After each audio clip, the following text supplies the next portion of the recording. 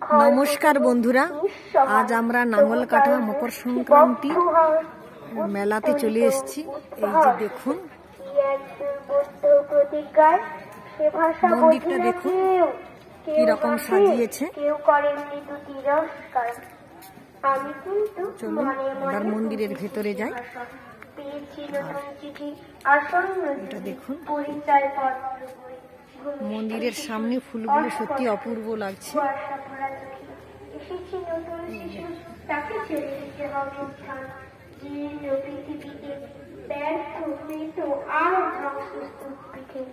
চলে যেতে হবে আমাদের, চলে যাব তবু আর যতক্ষণ দেহে আছে প্রাণ, প্রাণপণে পৃথিবীর সরাব জঞ্জাল এই বিশ্বকে শিশুর বাসযোগ্য করে যাব আমি। নবজাত বিয়ের কাছে এই আমার দৃঢ় অঙ্গীকার। অবশেষে সব কাজ ছেড়ে আমার দেহে দেখুন নতুন শিশুকে করে যাব আশীর্বাদ, তারপর হব ইতিহাস। নমস্কার। আবৃত্তি প্রতিযোগিতা শুরু হয়ে গেছে, আপনারা শুনতে পাচ্ছেন। আমি একটি কবিতা বলে শোনাচ্ছি। আমার নাম উৎসব বর্মন।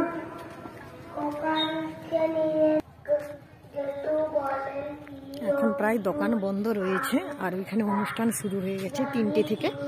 আবৃত্তি প্রতিযোগিতা চলছে আর অঙ্কন প্রতিযোগিতা একসঙ্গেই চলছে। চলুন মঞ্চের দিকে যাচ্ছি।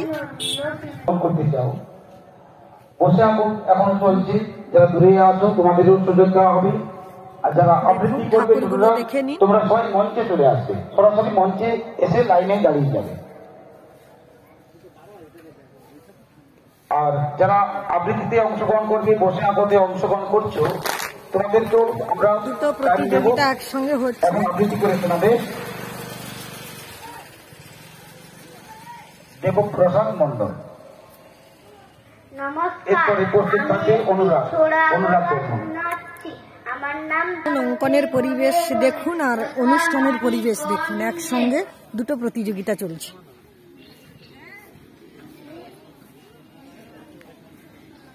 সবুজ প্রাণের গানের লেখা, রেখায় রেখায় দেয়ালে দেখা, মাতেরে কোন তরুণ কবি নৃত্য দোদুল ছন্দে, ধানের শেষে পুলক ছুটে, সকল ধরা হেসে উঠে, অগ্রাণে সোনার রোদে, পূর্ণিমারের চন্দ্রে। নমস্কার। এরপর অনুরাগ বর্মন।